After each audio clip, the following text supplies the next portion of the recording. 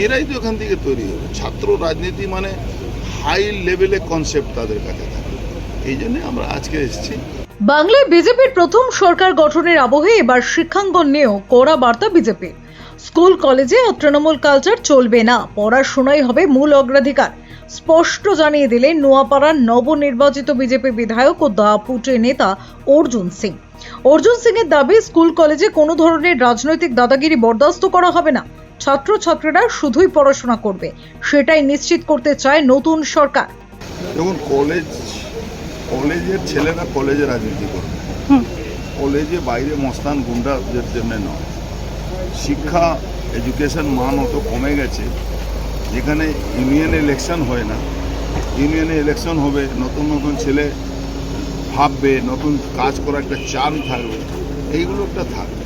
তো সেখানে আমরা বলে এসেছি কি কোনোভাবে কোনোরকম ইনভলভমেন্ট, পলিটিক্যাল ইনভলভমেন্ট কম যত হবে তত ভালো। আমাদের এবিভিপি আছে, তারা আপনাদের সঙ্গে যোগাযোগ করবে। এবিভিপি ছেলেদেরকেও আমরা বলেছি ভাই যারা ওখানে পড়ছে তাদেরকে প্রমোট করবে, তারা ভালো বুঝবে। আমি বাইরে থেকে এসে একটা স্টুডেন্টের কি বুঝতে পারি, তো তোমরা লিডার তৈরি হও। আমাদের লিডার, নিউ জেনারেশনকে তো লিডারশিপ দিতে হবে, এরাই তো এখান থেকে তৈরি হবে। ছাত্র রাজনীতি মানে হাই লেভেলে কনসেপ্ট তাদের কাছে থাকে, এই জন্যে আমরা আজকে এসেছি।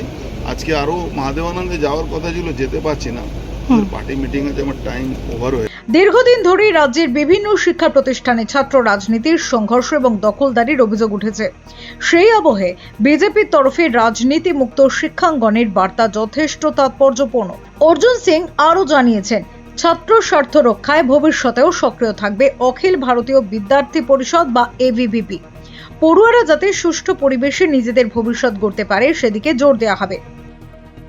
দেখুন, রাজ্যকরতি রাজনীতি করে এখানকার মানুষকে তোলা তুলেছে, নিজের যত ধার দেনা ছিল সব মিটিয়ে নিয়েছে, এখানকার ইন্ডাস্ট্রি শেষ করে দিয়েছে, জুট মিলগুলো শেষ করে দিয়েছে, মানে কত লুংড়ামি কাজ করেছে, ওকে আগামী দিন ব্যারাকপুরে মানুষ ওকে বুঝাবে। ব্যারাকপুর শিল্পাঞ্চলের রাজনীতিতে বরাবরই স্পষ্ট বক্তব্যের জন্য পরিচিত অর্জুন সিং। দুর্নীতির বিরুদ্ধে সরব হওয়া থেকে প্রশাসনিক সচেতনতার ডাক, একাধিক ইস্যুতে আগেও শিরোনামে উঠে এসেছে তার নাম। শুভেন্দু অধিকারীর নেতৃত্বে বিজেপির প্রথম বাংলার সরকার ক্ষমতায় আসার পর এই বার্তা ঘিরে ইতিমধ্যেই শুরু হয়েছে রাজনৈতিক চর্চা। Bureau report, channel 10।